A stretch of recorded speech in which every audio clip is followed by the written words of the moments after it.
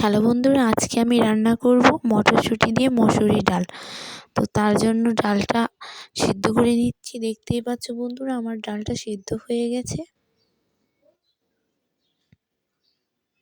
তো ডালটা সিদ্ধ হওয়ার পর ডালটা ভালো করে গুটে নিলাম। গুটনি দিয়ে গুটার পর তাতে হলুদ মরিচ দিয়ে দিলাম, দিয়ে এখন ডালটা নামিয়ে নিলাম।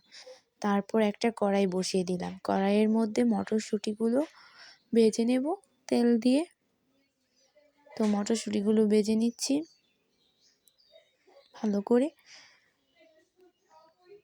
তো মটরশুঁটিগুলো ভাজা হয়ে গেছে, তো এখন আমি নামিয়ে নিলাম। তো আবার কড়াই বসিয়ে দিলাম। কড়াইয়ের মধ্যে তেল দিয়ে দেব। তেল দিয়ে দেওয়ার পর তার মধ্যে পেঁয়াজ আর কাঁচা লঙ্কা কুচি দিয়ে দিলাম, দিয়ে ভালো করে নেড়ে নেব, ভেজে নেব ভালো করে। তো এগুলা হয়ে গেলে ভাজা, তার মধ্যে ডালটা সম্বাস দিয়ে দেব। তো ডালটা সবটা ঢেলে দিলাম, দিয়ে সম্বাস দিয়ে দিলাম। তারপর মটরশুঁটিগুলো দিয়ে দেব।